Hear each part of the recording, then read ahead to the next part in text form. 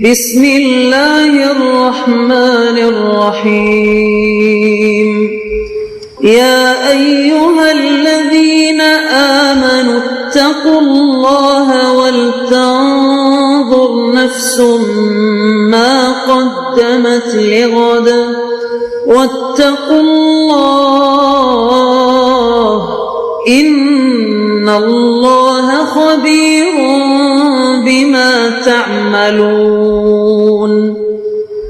اے ایمان والو، اللہ سے ڈرتے رہو اور ہر شخص کو دیکھنا چاہیے کہ اس نے کل یعنی آخرت کے لیے کیا سامان بھیجا ہے، اور ہم پھر کہتے ہیں کہ اللہ سے ڈرتے رہو، بے شک اللہ تمہارے سب اعمال سے خبردار ہے۔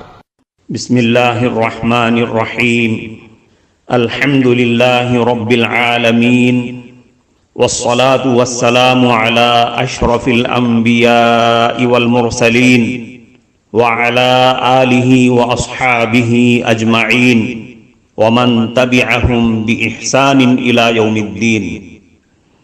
قابل صد احترام حضرات شائقین و شائقات سچا پیغام، السلام علیکم ورحمۃ اللہ وبرکاتہ۔ آج کی محفل میراث النبی کے نورانی پروگرام میں آپ کا استقبال ہے۔ اہلا و سہلا مرحبا۔ ہم آپ تمام حضرات و مستورات کا خیر مقدم کرتے ہیں۔ محترم حضرات و خواتین، تعلیم کا آغاز ہو رہا ہے۔ سب سے پہلے آداب تعلیم کا لحاظ کرتے ہوئے تعلیم کی طرف متوجہ ہو جائیں۔ پورے دھیان سے سننا، عمل کی نیت سے سننا اور تبلیغ کی نیت سے سننا، یعنی سنی ہوئی باتیں دوسروں تک پہنچانے کے جذبے سے سننا۔ چند خاص آداب تعلیم ہیں، امید ہے کہ آپ حضرات ان آداب کا ضرور خیال رکھیں گے۔ جزاکم اللہ۔ بسم اللہ الرحمن الرحیم۔ رابعہ بصریہ اللہ تعالیٰ کی ایک نیک بندی تھی۔ ایک چھوٹا سا کمرہ عبادت کے لیے بنایا ہوا تھا، وہیں وہ رہتی تھی۔ ایک مرتبہ دوپہر کو آرام کر رہی تھی کہ ایک چور آ گیا۔ اس نے ادھر ادھر دیکھا اور کوئی چیز نہ ملی تو ایک چادر اس نے اٹھا لی اور لے کر جانے لگا۔ جیسے ہی جھک کے چادر اٹھائی تو آنکھوں کے آگے اندھیرا چھا گیا، بینائی چلی گئی، راستہ نظر ہی نہیں آ رہا ہے۔ اس نے گھبرا کر چادر وہیں پھینک دی۔ جیسے ہی چادر پھینکی، بینائی لوٹ آئی تو بھاگ کر نکلنے لگا۔ آواز آئی کہ ایک دوست اگر سویا ہوا ہو تو دوسرا دوست جاگتا ہے۔ یہاں چڑیا کو پر مارنے کی اجازت نہیں، تم کیسے چادر کو لے جا سکتے ہو؟ ہم اپنے آپ کو اللہ کے حوالے کر کے تو دیکھیں۔ مسئلہ بنتا ہے جب احکام خداوندی کو توڑتے ہیں، سنت نبوی صلی اللہ علیہ وسلم کو چھوڑ دیتے ہیں، پھر اللہ سے امیدیں لگاتے ہیں، ہماری اللہ مدد کیسے فرمائے گا؟ جو ہمارے کام کرنے کے ہیں وہ ہم کریں اور پھر دیکھیں کہ اللہ اپنی رحمتوں کی کیسی بارش فرما دیتا ہے۔ ہر ایک کو راضی کرنا ممکن نہیں۔ ایک باپ اپنے بیٹے کے ساتھ کہیں جانے لگا۔ ان کے پاس ایک گدھا تھا۔ باپ گدھے پر آگے بیٹھ گیا اور اس نے اپنے بیٹے کو پیچھے بٹھا لیا۔ جب ایک آبادی سے گزرے تو لوگوں نے دیکھ کر کہا، دیکھو گدھا بیچارہ ایک ہے اور اس پر دو بندوں نے سواری کر لی۔ جب اس آدمی نے یہ بات سنی تو اس نے دل میں سوچا کہ لوگ اس بات کو محسوس کر رہے ہیں تو میں بچے کو نیچے اتار دیتا ہوں۔ چنانچہ اس نے بچے کو نیچے اتار دیا۔ آگے گیا تو لوگوں نے دیکھ کر کہا، اندازہ کرو خود اوپر بیٹھا ہے اور چھوٹے سے بچے کو پیدل چلا رہا ہے۔ اس نے یہ سن کر کہا کہ میں بچے کو اوپر بٹھا دیتا ہوں اور خود پیدل چل لیتا ہوں۔ اب اس نے بچے کو اوپر بٹھا دیا اور خود پیدل چلنا شروع کر دیا۔ کسی نے کہا اس کا حال تو دیکھو، گدھے پہ ایک چھوٹے سے بچے کو بٹھایا ہوا ہے اور خود پیدل چل رہا ہے۔ وہ سوچ میں پڑ گیا، اب میں کیا کروں؟ بالآخر اس نے فیصلہ کیا گدھے پر کوئی نہیں بیٹھے گا۔ اب باپ نے پیدل چلنا شروع کر دیا۔ کسی نے دیکھا تو کہا، یہ بڑے بیوقوف ہیں، پاس گدھا ہوتے ہوئے بھی یہ لوگ پیدل چل رہے ہیں۔ اب وہ اور زیادہ پریشان ہوا، کریں تو کیا کریں؟ پھر اسے ذہن میں خیال آیا کہ ہم گدھے کو اٹھا لیتے ہیں۔ چنانچہ جب وہ گدھے کو اٹھانے لگے تو گدھے نے ان کو ایک دو لاتیں مار بھی دیں۔ اوپر سے لوگوں نے کہا، ذرا اس بندے کا حال تو دیکھو، گدھے کو سر پر اٹھانے کی کوشش کر رہا ہے۔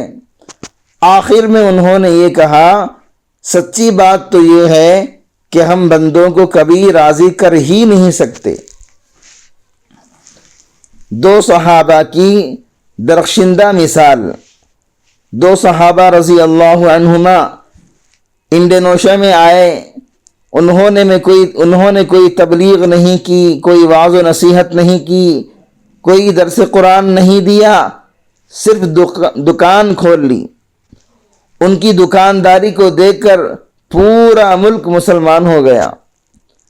ایسے اصولوں کے ساتھ دکانداری کی کہ لوگ ان کی دکانداری سے، ان کی دکان سے خریداری کرنا پسند کیا کرتے تھے، مگر لوگ دیکھتے تھے یہ درمیان میں کچھ وقت کے لیے دکان بند کر دیتے ہیں۔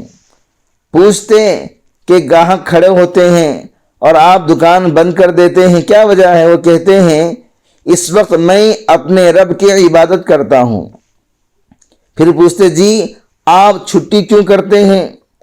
وہ بتاتے کہ وہ جمعے کا دن ہوتا ہے۔ لوگوں نے کہا، اچھا تمہیں دکانداری کے اصول اور ضوابط کس نے سکھائے؟ انہوں نے کہا، یہ اصول اور ضوابط ہمیں ہمارے نبی صلی اللہ علیہ وسلم نے سکھائے تھے۔ وہ کہنے لگے، اگر انہوں نے آپ کو سکھائے تھے تو آپ ہمیں بھی سکھا کر اپنا جیسا بنا لیجئے۔ سبحان اللہ۔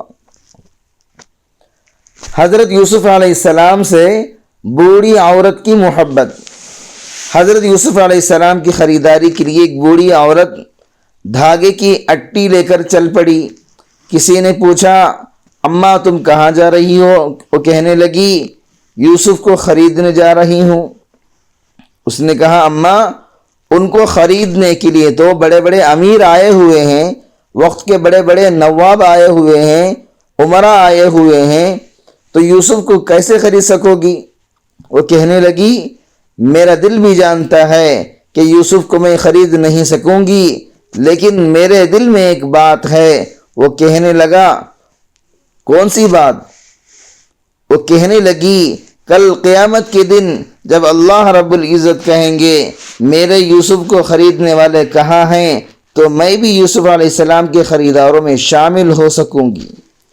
اسی طرح میرے دوستو، جب اللہ رب العزت کے سامنے ہمارے سلف صالحین اپنی زندگی کی اتنی عبادتیں پیش کریں گے تو ہم زندگی کا ایک مہینہ ہی پیش کر دیں کہ اے اللہ اور کچھ نہ کر سکے، ایک مہینہ کوشش کی تھی تو اسی کو قبول کر لیجئے۔ نیکی کی خوشبو۔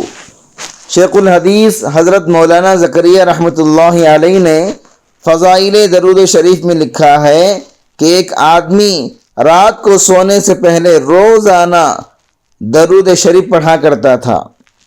ایک رات خواب میں اسے نبی علیہ السلام کی زیارت نصیب ہوئی۔ اللہ کے محبوب صلی اللہ علیہ وسلم نے ارشاد فرمایا، اپنا منہ میرے قریب کرو جس سے تم مجھ پر درود پڑھتے ہو، میں اس کا بوسہ لینا چاہتا ہوں۔ اس نے اپنا رخسار نبی علیہ السلام کے قریب کر دیا، چنانچہ اللہ کے محبوب صلی اللہ علیہ وسلم نے اس کے چہرے کا بوسہ لیا اور اس کی آنکھ کھل گئی۔ جیسے ہی آنکھ کھلی پورا گھر مشک کی خوشبو سے مہک رہا تھا۔ اس کے بعد 8 دن تک اس کے رخسار سے مشک کی خوشبو آتی رہی۔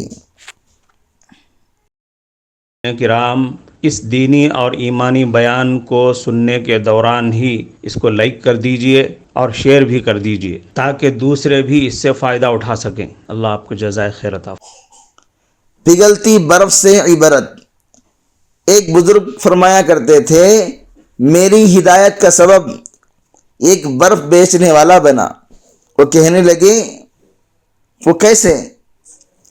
کہ میں بازار میں سے گزر رہا تھا، ایک بندہ تھا جو برف بیچ رہا تھا، تو موسم ذرا سا ابر سا آلود ہو گیا اور برف لینے والے گاہک ذرا تھوڑے ہو گئے، تو وہ کہنے لگے میں نے اسے دیکھا، وہ بڑا پریشان سا کھڑا ہے، آنے جانے والے لوگوں کے چہرے دیکھ رہا ہے، ان میں سے کوئی بھی برف خریدنے والا نہیں۔ تو جب کچھ دیر وہ اسی طرح کھڑا رہا تو رہ نہ سکا، اس نے اونچی آواز سے کہا، لوگو رحم کرو اس آدمی پر جس کا سرمایہ پگھل رہا ہے۔ تو وہ کہتے ہیں، اس فقرے کو سن کر میرے دل میں احساس ہوا کہ اگر اس کا سرمایہ پگھل رہا ہے اور اس کو اتنی فکر لگی ہوئی ہے تو ہمارا وقت بھی برف کی طرح پگھل رہا ہے، ہم کو بھی فکر کرنی چاہیے۔ کفارہ مجلس کی دعا پڑھ لیجئے۔